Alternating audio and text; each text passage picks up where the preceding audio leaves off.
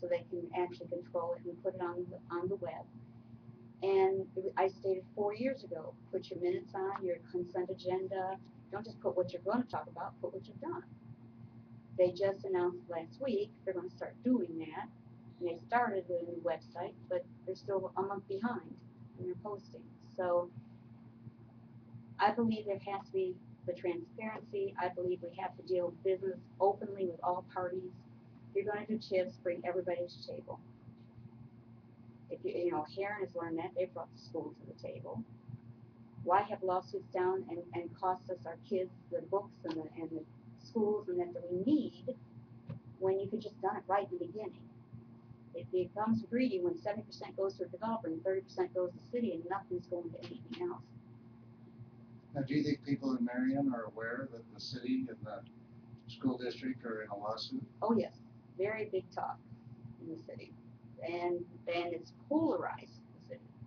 You've got two attorneys driving the school board election to try to replace the incumbents with the intent that if they aren't re-elected, then if their people get in, they can stop the lawsuit.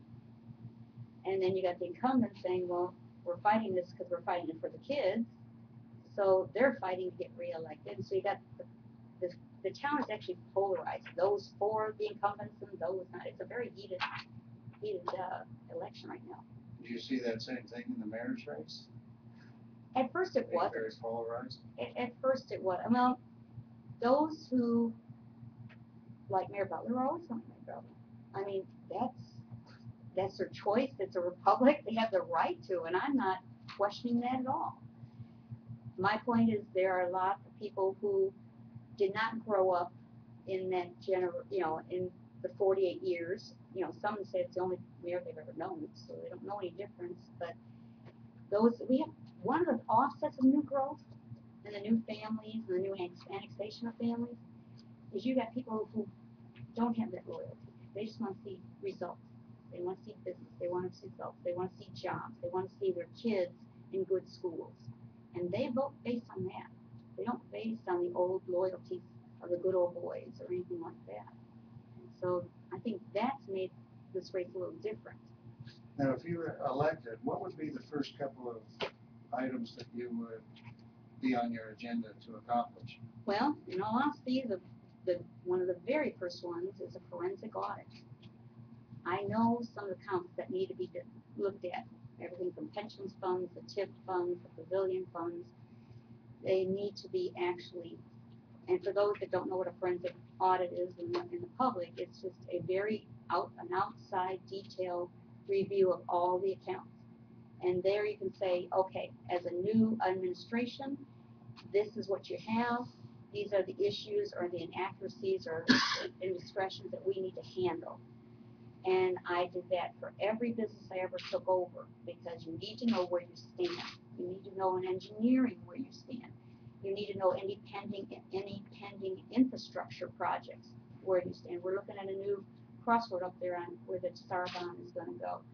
Where are we at with IDOT? Where are we at on that construction? You need to look at engineering. You need to look at finance. And then you also need to look at staffing. Retention of staffing is very important. You don't want a turnover. That's critical to keep that. But a forensic audit is one of the very prime things to see where we are financially because I believe we're top heavy in debt. We've got cash flow, but yet we're top heavy in bonds. Okay? And we need to review those bonds and the maturity of those bonds. Because we've got 3 bonds on the parking lot of the mall that we lease for $1 a year to the mall owner. It's $34 million for a parking lot that we lease for $1. So we need to see what's the maturity of those bonds, how they're going to be cleared, how they're going to be paid. Perhaps some of the Star bonds would pay for that. But we need to get our house back financially in order. Then we also need to look at the completion of the Star bond. We have to work with all the authorities, but we have to make it a regional thing. We need to work out with other cities. And Mount Vernon, I've been meeting with Mount Vernon and Heron and all the different towns and saying, listen, we can actually make this work for everybody.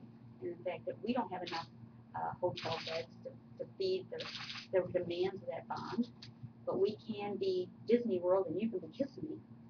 We can branch this out. We can work with that overpass in West Frankfort that's going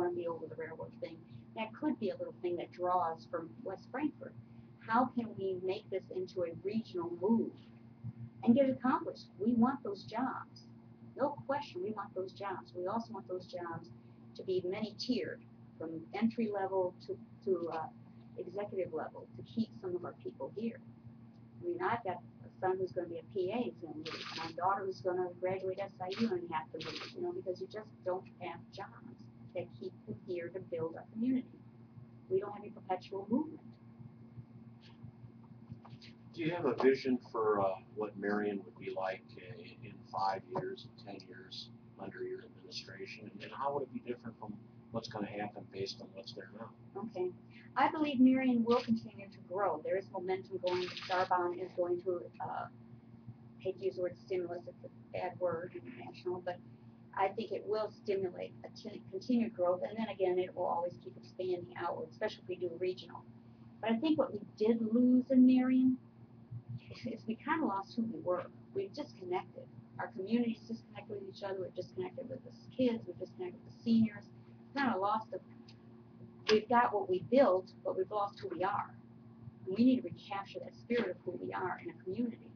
We need to start looking at how do we fix that relationship. Our relationship not only to each other, but our relationship to our neighboring towns. And right now we have a very poor relationship. We have a semi-working relationship, but really not a trusting working relationship. We need to reestablish that. That's why I didn't have fundraisers for my campaign. I had fundraisers to get kids skating, free skating. We've got 673 kids we've raised money to do free skating. And I did a brunch for seniors to reconnect our community. It was adopt a senior and bring them to brunch. Let's reconnect with who we are. We've lost who we are. We go in, we drive in our driveway, we hit the button, pull in our garage, take care of our family, pull out, we go to our jobs, but we've lost who is our neighbor. My neighbor's house burned down a couple weeks ago. I'm like, why aren't we up? We need to get out there and help them clean up and see if we got a place to sleep tonight. And we've lost a sense of community, and that needs to be rebuilt. We've lost sight of who we are. Well, you've defined what you believe is a problem, but what is Marion like in 5 or 10 years under your administration? It is still growing, it is producing, but it has changed its lifestyle into being a community. It's changed its lifestyle that our kids are, and our education program is now a priority, not a hindrance. We no longer sit there and say, well, I wonder where you're going to get your sewer from. We work together and say, we'll give you the help you get the resources to build that school, and then we'll help get the jobs for those kids. We need to see our community grow internally, not externally. Yes, we can bring businesses in. I've spent 30 years building networks, national networks. I brought investors to try to buy the Marion Hospital. We have to keep that. We have to also keep the sense of our kids, our seniors. We've got senior problems with safety. We need to look at our safety of with our police and fire. We're understaffed per capita, but we have to look at the costs on that too and see if we can get some more grants and then to cover some of the things we need. What are you going to do with police and fire pensions? That is part of the forensic audit that has to be done, because they're going to be crippling us very shortly with what's being mandated down. We have to see if we can either get creative with either bargaining, or we have to get creative with getting other sources of revenue via grants and things like that, because we're kind of walking the tightrope of being sustained right now, and it's affecting everyone in the state, every county in the state. But that's part of the forensic audit, because right now we're not getting any information of where we stand. Just, oh, it's okay. I'm not optimistic when it comes to that. Talk too about the safety in Marion.